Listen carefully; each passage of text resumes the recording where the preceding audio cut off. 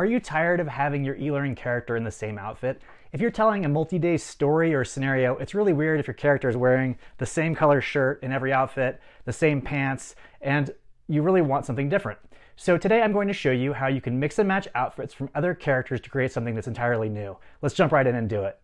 You can grab the free link to the files in the show notes to follow along, but if I were in the eLearning Art library, I'd go to the business collection, find the characters that I want, then pick matching poses in different outfits. I like this pose, so I'll download both as SVGs.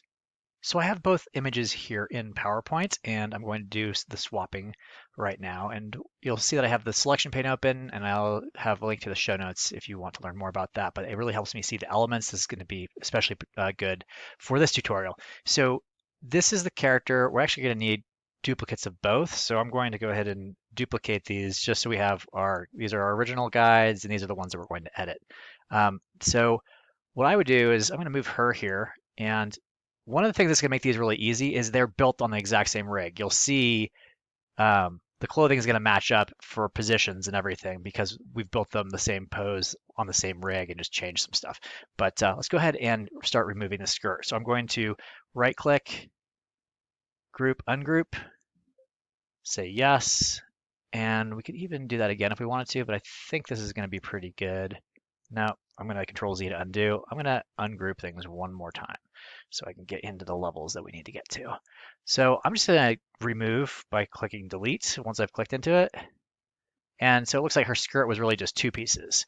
Now here I'm going to ungroup this character, and this time I'll do the shortcut. Control Shift G ungroups, and then enter for yes, and then I'm going to Control Shift G one more time. So now I'm going to zoom in so this is easier to work with. So I can click here, and I also have a scroll wheel on my mouse. If I hold Control and then I scroll in, I can zoom in and out very quickly, and I do that a lot when I'm editing.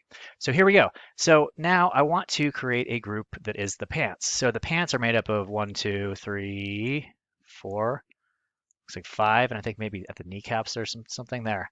Okay, so let's just go ahead and start Control clicking so that I can do multiple selections.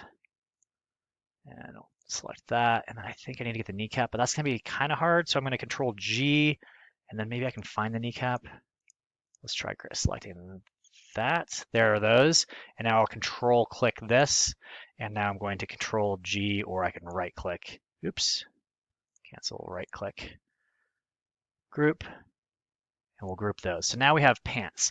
And what's going to be helpful here with the layering of everything is to name them. So where are these pants here? Let's find them. Here they are. This is going to be, I'm just going to make them pants. And I am going to pull these over here. And you'll see I can already, let's move it to the top. So right click, and then we're going to go bring to front and kind of place them where they should be on this character. Kind of line it up with the knee there. That's where it should be. So there are some, we'll have to do some layering with the shirt here. So I can see here's the shirt, and I'm going to name this shirt just so we can find it more easily. And so we need the shirt to be above the pants. So I'm going to scroll here. I'm just going to go ahead and actually, no, I think I'm going to drag the pants down. So let's close that. And now let's drag the pants below the shirt. And that looks really good. So let me zoom out so we can look at the other characters and see how they compare. Yeah, that's looking really solid. So the same thing you could do. Sometimes like the alignment, you might need to tweak things. I could click into each element here. And I might want to ungroup it, or I could click right into it, and then I could use my arrow keys, right, to bounce things around left and right. But in fact, we don't need to because that was already looking pretty good.